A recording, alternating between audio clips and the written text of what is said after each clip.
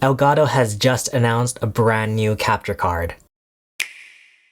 What is up guys, my name is Chase, and today we are going to be taking a look at Elgato's newest capture card that they just announced. It's called the Game Capture HD60X. So this is like an interesting little device that they've announced here. I've talked about multiple times on this channel how much I enjoy the Elgato Game Capture HD60S Plus. That has been a great capture card for me for recording gameplay as well as streaming. So when they came out with this HD60X, I was honestly a little bit confused. So the HD60X will run you $200 US. Meanwhile, the HD60S Plus will run you $180 US. And so if you head on over to Elgato's website, they have a handy little comparison chart for all of the different capture card devices. So the HD60X offers 4K 60 frames per second pass-through, along with a variable refresh rate and HDR. It can capture up to 4K at 30 frames per second, and it connects to your computer using USB-C to USB 3.0. Your computer will basically see it as a webcam, so you can use it with either Mac or PC. So if you know anything about the Elgato game capture devices, that might sound really familiar. It basically sounds like the HD60S Plus. Looking at the comparison chart, it basically is.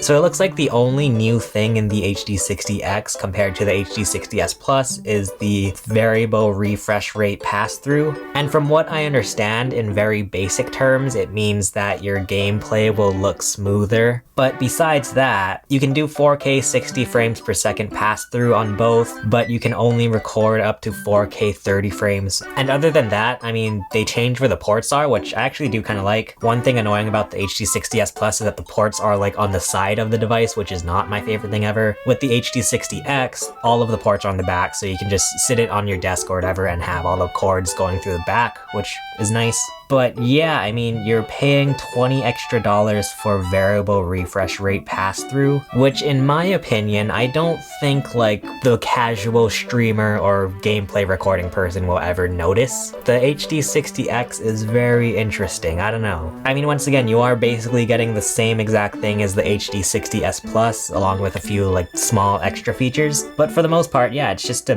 HD60S Plus in a new casing. Now, when you compare that to the 4K 60S Plus, that's when things actually get a bit different. While the 4K 60S Plus does not support variable refresh rate pass-through, it does support capturing at 4K 60 frames per second. So from what it seems like, the 4K 60S Plus is the top of the line Elgato game capture device. Then comes the HD60X, and then the HD60S Plus, which I mean, hey, the HD60S Plus works perfectly fine. I'm still using it, and I honestly don't plan on replacing it anytime soon. So it's very interesting, this HD60X, it's very interesting. My guess is that because the HD60S and the HD60S Plus have kind of come out quite a while ago, I feel like the HD60X is supposed to be a refresh of the HD60 lineup, especially with Apple moving to their custom M1 chips in all of their computers. I think the HD60X is supposed to be updated for that. Especially if you're on a budget, I would just go with whatever the cheaper one is, because you're not really missing out if you get either of these devices. But anyway,